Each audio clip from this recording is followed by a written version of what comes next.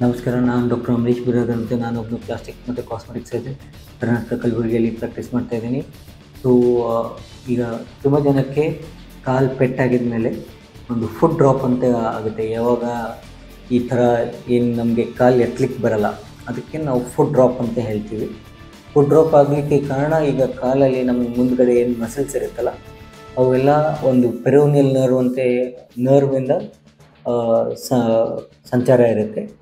ಅದು ಸಂಚಾರ ಏನಾದರೂ ಪೆರೋನಿಯಲ್ ನರ್ವ್ ಇಂಜುರಿ ಆಯಿತು, ಇಲ್ಲ ಪೆಟ್ಟಾಯಿತು ಅಂತಂದರೆ ಅದು ಕೆಲಸ ಮಾಡಲ್ಲ. ಆ ಟೈಮಲ್ಲಿ ನಡೆಯೋದಕ್ಕೆಲ್ಲ ತುಂಬ ಪ್ರಾಬ್ಲಮ್ ಆಗುತ್ತೆ. ಅವರಿಗೆಲ್ಲ ಒಂದು ಸ್ಟ್ಯಾಂಪಿಂಗ್ ಗೇಟ್ ಹಿಂಗೆ ಎತ್ತಿ ಇಡಬೇಕಾಗತ್ತೆ.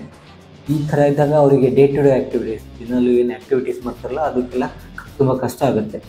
ಸೊ ಈ ಥರ ಇದ್ದಾಗ ನಾವು ಒಂದು ಟೆಂಡನ್ ಟ್ರಾನ್ಸ್ಫರ್ ಅಂತ ಹೇಳಿ ಮಾಡ್ತೀವಿ. ಟೆಂಡನ್ ಟ್ರಾನ್ಸ್ಫರ್ ಅಂದರೆ ಹಿಂದ್ಗಡೆ ಯಾವುದು ಕೆಲಸ ಮಾಡೋವಂತಹ ಟೆಂಡನ್ ತೊಗೊಂಡು ಅದಕ್ಕೆ ಮುಂದೆ ಹಾಕಿ ಫುಟ್ ಡ್ರಾಪನ್ನು ಮತ್ತೆ ಮೊದಲು ಹೆಂಗಿತ್ತು ಅದೇ ಥರ ಮಾಡೋಕ್ಕೆ ಅದೊಂದು ಸರ್ಜರಿ, ರಿಕನ್ಸ್ಟ್ರಕ್ಟಿವ್ ಸರ್ಜರಿ ಅಂತ ಹೇಳ್ತೀವಿ. ಸರ್ಜರಿ ಆಗಿದ್ಮೇಲೆ 4 ವಾರವರೆಗೂ ಕಾಲು ಸ್ಪ್ಲಿಂಟಲ್ಲಿರುತ್ತೆ. ಅದು ಆಗಿದ್ಮೇಲೆ ಮತ್ತೆ ಫಿಸಿಯೋಥೆರಪಿ ಅಂದರೆ ನಾವೇನು ಹಿಂದ್ಗಡೆ ಹಾಕಿರ್ತೀವಿ ಮಸಲ್, ಅದಕ್ಕೆ ಮುಂದ್ಗಡೆ ಈ ಕೆಲಸ ಬರೋಂಗೆ ಟ್ರೈನ್ ಮಾಡಿ ನಡೆಯೋದಕ್ಕೆ ಶುರು ಮಾಡ್ಬೋದು.